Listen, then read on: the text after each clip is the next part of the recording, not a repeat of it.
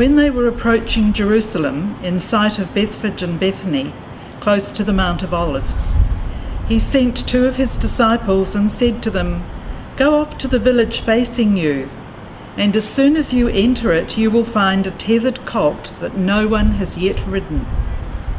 Untie it and bring it here. If anyone says to you, 'What are you doing?' say, 'The master needs it,' and will send it back here directly."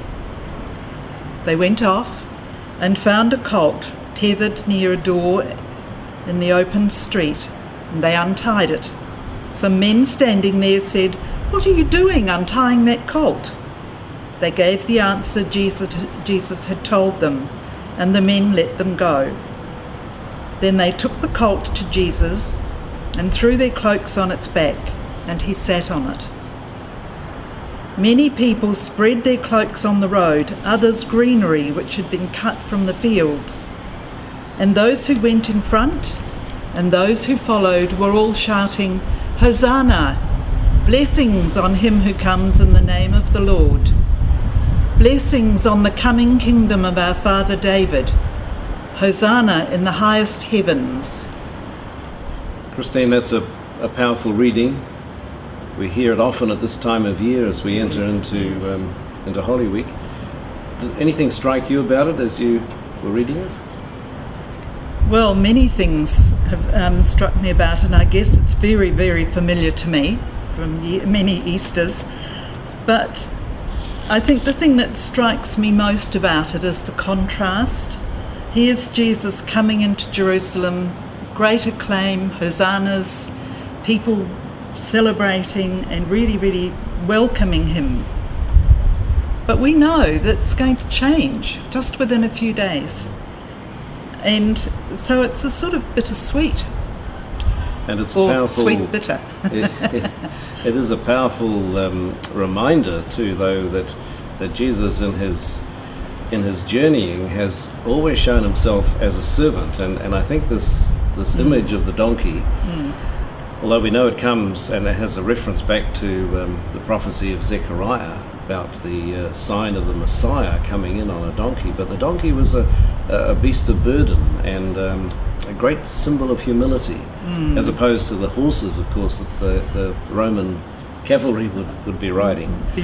Yes. Yeah, so there's a wonderful image for us to take into Holy Week too, that Jesus came not to be served but to serve, and this is a very graphic description of that. A foreshadowing too, really, of Easter, of the glory of Easter, the resurrection and Jesus, the risen Christ. I love the word Hosanna. I read where it literally means please save, and so here is a call out to Jesus, please save. It's almost a recognition that here is someone who has something that will really help us. We don't perhaps exactly know what that is, but we see him as someone who has a message that we will benefit from. Yes. Hosanna, please save. Well, please save us. Oh, yeah. Yes.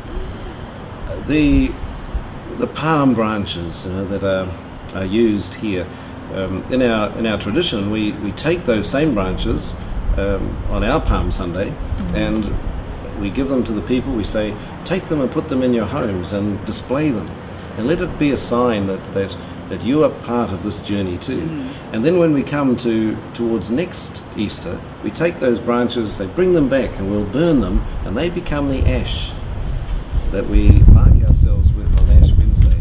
So that the cycle of it all is quite powerful in itself. Yes. I think too, Jesus was surprising his disciples. They were still looking for someone who was going to overturn the Romans, and here he comes on a donkey. How ridiculous is that?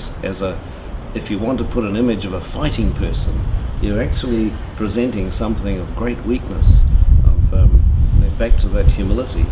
So the disciples were as much confused as, and the contrast is, as you said earlier, is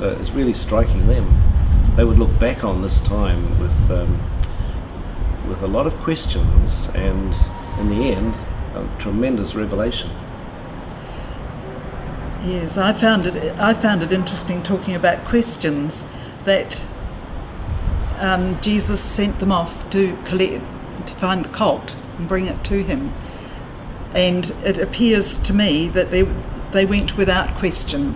They did exactly as he bid, and it all happened.